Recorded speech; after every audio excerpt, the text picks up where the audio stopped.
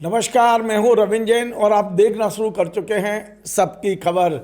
इस समय पे पूरे देश और दुनिया में क्रिकेट का जुनून सिर चढ़कर बोल रहा है। क्रिकेट तो हम बरसों से देखते आए हैं। आपने देखा पहले कुछ देश आया करते थे, लेकिन इस बार T20 में 20 देशों ने भागीदारी की है।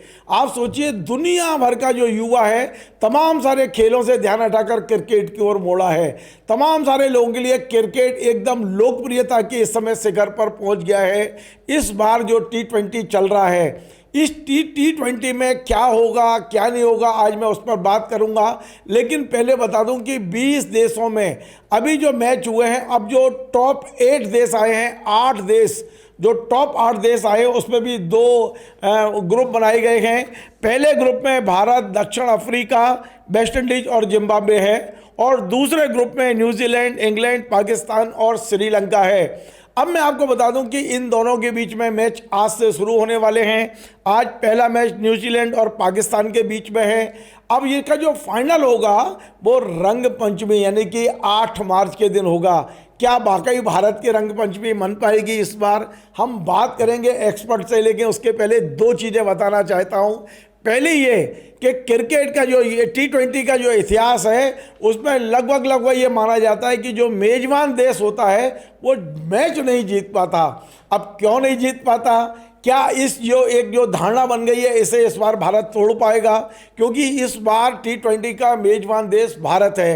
हालांकि श्रीलंका को भी हमने बनाया हुआ है, सहयोगी बनाया हुआ, क्योंकि पाकिस्तान भारत खेलने नहीं आ रहा था। और दूसरा एक धारणा ये बनी हुई है कि एक बार जो जीत जाता है वो लगातार दूसरी बार नहीं जीतता। तो पिछला मैच जो वर्ल्ड कप है वो भारत जीता हुआ है 2024 में। हम तमाम सारी चीज़ों पे बात करेंगे। हम इस पर भी बात करेंगे कि जो नए खिलाड़ी अभी लिए गए हैं, क्योंकि पिछली बार जो फाइनल मैच हुआ था उसमें हमारे 3 खिलाड़ियों ने महत्वपूर्ण भूमिका निभाई थी। उनमें थे विराट कोहली, रोहित शर्मा और रविंद्र जडेजा। संयोग से इन तीनों ने रिटायरमेंट ले लिया है और इनके स्थान पर नए खिलाड़ियों ने स्थान लिया है। हालांकि बहुत अच्छा खेल रहे हैं। अभी जो 4 मैच हुए हैं उन चारों मैच को भारत ने जीता है। मैं समझता हूं मध्य प्रदेश के वरिष्ठ IPS अधिकारी जो मध्य प्रदेश पुलिस में DGP से रिटायर हैं, पवन जैन साहब बचपन से क्रिकेट के शौकीन रहे हैं। 1974 से आज तक शायद ही उन्होंने कोई ऐसा मैच हो जो भारत पाकिस्तान के बीच में हुआ और छोड़ा हो। उन्होंने सभी मैच देखे हैं। उनकी उंगलियों पर भी ऐसा रहता है कि क्रिकेट में क्या हो सकता है क्या नहीं हो सकता है, काफ़ी संभावनाओं का खेल है। तो हम पवन जी से समझने की कोशिश करते हैं, क्या भारत 2 धारणाओं को तोड़ पाएगा? पहला, मेजबान देश कभी भी मैच नहीं जीतता, तो क्या भारत इस मैच को जीतेगा? दूसरा, लगातार एक देश ने लगातार 2 बार जो T20 वर्ल्ड कप है नहीं जीता है। तो हम समझते हैं, पवन जी आपका स्वागत है। सबसे पहला सवाल मेरा यही है कि जो एक धारणा बन गई है कि मेजबान देश कभी नहीं जीतता, और भारत की टीम इस बार सबको चकित कर रही है। नए जो लोग आए हैं, चाहे ईशान किशन आए हों, वरुण चक्रवर्ती आए हों, ये लोग जिस तरह से खेल रहे हैं, एक बड़ी भारी संभावना है भारत के साथ है। क्या कहेंगे, भारत मेजबान होके भी क्या इसको जीत पाएगा?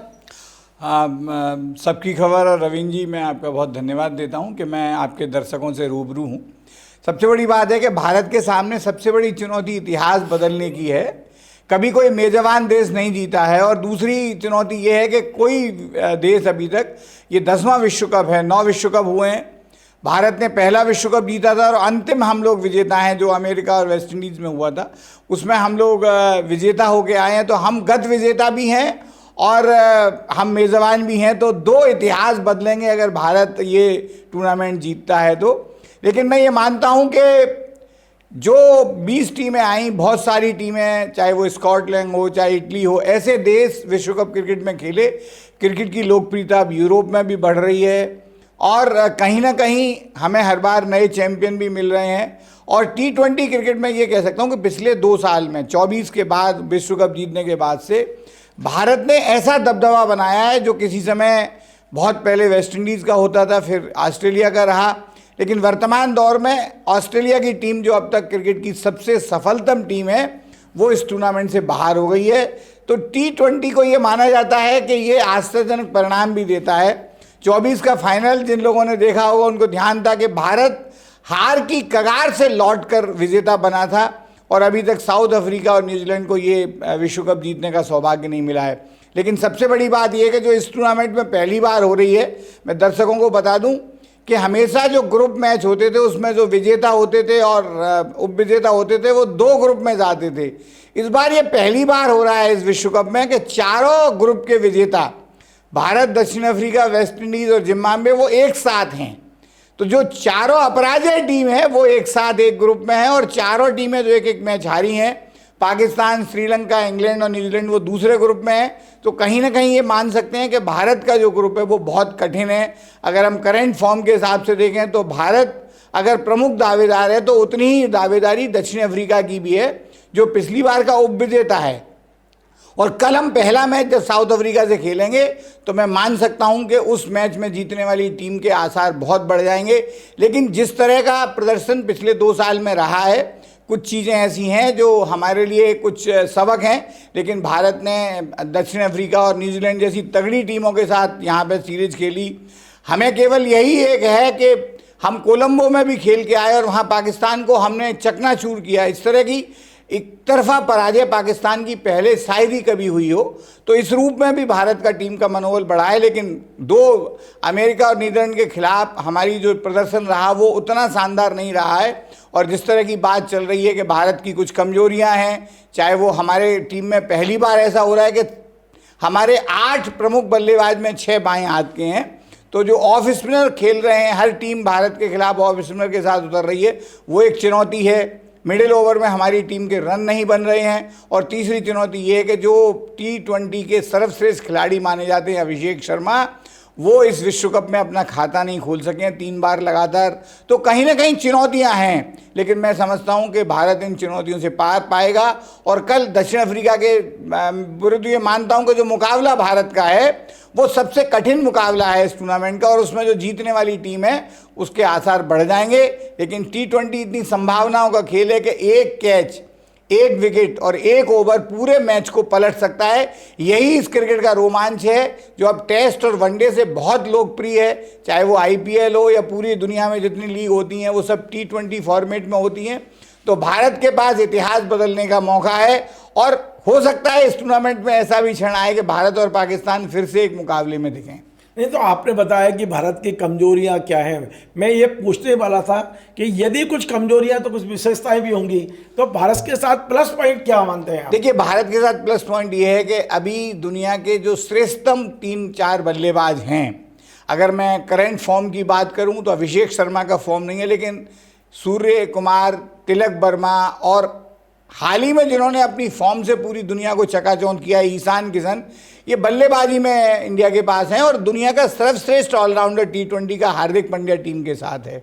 तो भारत की सबसे बड़ी बात यह है कि भारत की गेंदबाजी वो पहले उतनी मजबूत नहीं होती थी, जसप्रीत बुमराह जैसे एक हाथ, लेकिन अभी हमारे पास वरुण चक्रवर्ती के रूप में एक ऐसा मिस्ट्री स्पिनर है जिसको खेलने के लिए दुनिया में बहुत अध्ययन हो रहे हैं, कोई भी उनको ढंग से नहीं खेल पा रहा है। इसके अलावा अक्षर पटेल और अर्शदीप अपने सर्वोत्तम फॉर्म में हैं और हार्दिक पांड्या एक ऑलराउंडर के रूप में और शिवम दुबे के रूप में हमें एक ऐसा खिलाड़ी मिला है जो बहुत ताकतवर प्रहार करता है और ज़रूरत पड़ने पर वो मध्यम तेज गेंदबाजी कर सकते हैं। तो भारत की टीम तो संकट से टीम को उभारने का काम भारत में अब कोई एक नहीं है। सचिन तेंदुलकर और कपिल देव और सुनील गावस्कर के दौर के बाद ये भारत की नई टीम है जिसमें कि हमारे पास कम से कम आधा दर्जन मैच विनर हैं। अगर 2 प्लेयर भी अगर टूर्नामेंट में चल जाते हैं तो भारत इस पूरे इतिहास को बदल सकता है। पवन जी, आपका ये मानना है कि कल का जो मैच है दक्षिण अफ्रीका के साथ वो निर्णायक होगा?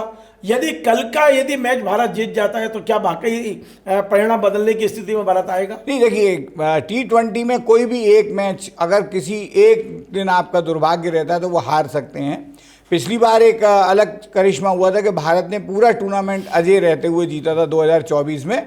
लेकिन अब ये टीमें इतने बराबरी पर हैं कि कोई भी टीम किसी को एक सरप्राइज दे सकती है।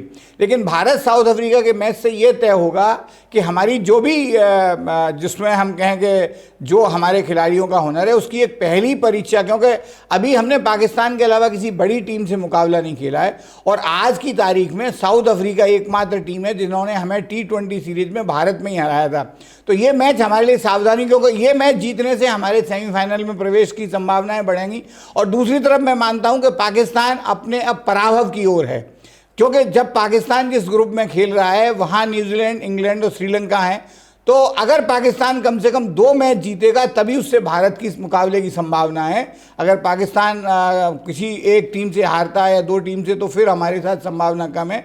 भारत की संभावना है, क्योंकि भारत के पास 2 टीमें भले ही वो ग्रुप मैच जीत के आई हों, लेकिन वेस्ट इंडीज और जिम्बाब्वे इनकी निरंतरता नहीं है। ये कभी कभी टूर्नामेंट में बहुत अच्छा खेले हैं। जिम्बाब्वे ने अभी ऑस्ट्रेलिया को हराकर बाहर किया है, वेस्ट इंडीज इंग्लैंड को हरा के आई है और 2 बार की वर्ल्ड चैंपियन है। वेस्ट इंडीज अपने दिन किसी को भी हरा सकती है। T20 करिश्मों का खेल है, लेकिन मैं मानता हूं कि करिश्मा करने की सर्वाधिक क्षमता अगर किसी के पास है तो एक संपूर्ण टीम अभी भारत के पास है जो जीतने की सबसे प्रबल दावेदार है। नहीं तो आपको लगता है कि इस बार जुनून कुछ ज़्यादा दिखाई दे रहा है क्रिकेट को लेके पूरी दुनिया में? पहले क्या होता, कुछ कुछ देश ज़्यादा एक्टिव होते थे, लेकिन इस बार 20 देशों ने अपनी टीमों को उतारा है। देख, ये अभी तक जितने T20 हुए उसमें सबसे ज़्यादा टीमें आई, फिर ऐसे कुछ देश आए।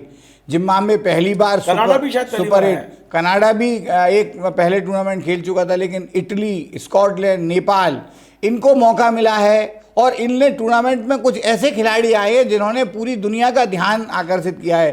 तो मैं मानता हूं कि जो IPL की लोकप्रियता है, जिस तरह के इंग्लैंड की लीग होती है, जर्मनी की लीग फुटबॉल में होती है, स्पेन की लीग होती है, तो वैसे ही क्रिकेट में भारत की जो लीग है IPL, उसने पूरी दुनिया का ध्यान, इसलिए बहुत सारे देशों में अब लीग भी आयोजित हो रही हैं, चाहे ऑस्ट्रेलिया हो, चाहे इंग्लैंड हो, चाहे इवन पाकिस्तान, बांग्लादेश में भी लीग आयोजित हो रही हैं। और सबसे बड़ी बात यह है कि जो पाकिस्तान की टीम जहाँ खेल रही है वो बहुत स्लो पिच हैं, वहाँ स्पिनर को मदद मिल रही है। और भारत की पिचें जिन पर रन ज़्यादा बनेंगे, तो हो सकता है कि ऐसे कुछ कीर्तिमान बने कि किसी मैच में, जहाँ हम लोग वनडे में पहले बात करते थे कि 300 रन बन जाए तो बहुत बड़ी बात है, अब 20 ओवरों में भी 300 रन बनने की संभावनाएं करने वाली टीमें हैं और भारत उसमें सबसे सक्षम टीम है। एक अंतिम सवाल ये है कि भारतीय जो कप्तान हैं सूर्य कुमार यादव, उनके बारे में क्या, किस तरह की लीडरशिप आप देख रहे हैं उनको? देखिए, सूर्य कुमार यादव रोहित शर्मा के बाद आए हैं, लेकिन वो दोनों बम्बई में खेलते रहे हैं। सूर्य कुमार यादव की सबसे बड़ी बात यह है कि वो अपने प्रदर्शन से ज़्यादा टीम पर फोकस करते हैं।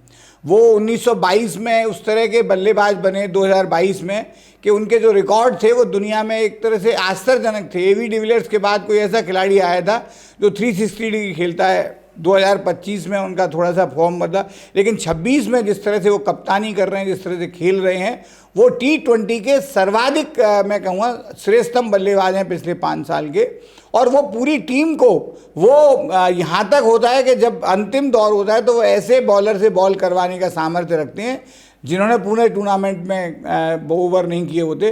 तो एक ऐसे कैप्टन हैं जिनको अपने खिलाड़ियों की कुव्वत मालूम है, अपने खिलाड़ियों की योग्यता मालूम है, और वो हर चीज़ को लीड करते हैं। वो एक बहुत अच्छे फील्डर हैं, बहुत अच्छे बल्लेबाज हैं, और मैं मानूंगा कि रोहित शर्मा के बाद सबसे कुशल उत्तराधिकारी हैं, क्योंकि अगर भारत इतिहास बदलेगा तो सूर्य कुमार यादव का नाम सबसे ऊपर रहेगा। चलिए, बहुत बहुत धन्यवाद। आज हमने बड़ी महत्वपूर्ण मुद्दे पर बात की। हमारा चैनल खेल के मामले में भी पीछे था, लेकिन हमारे कई दर्शकों ने हमसे कहा कि इस तरह की खबरें आप ज़रूर बनाइए ताकि लोगों का उत्साह, क्योंकि इस समय पूरी देश और दुनिया में क्रिकेट का जुनून सिर चढ़कर बोल रहा है। हमने आज क्रिकेट प्रेमी पवन जैन साहब, जो IPS रहे मध्य प्रदेश में और DGP से रिटायर हैं, उन्हें बुलाया और उनसे समझने की कोशिश की।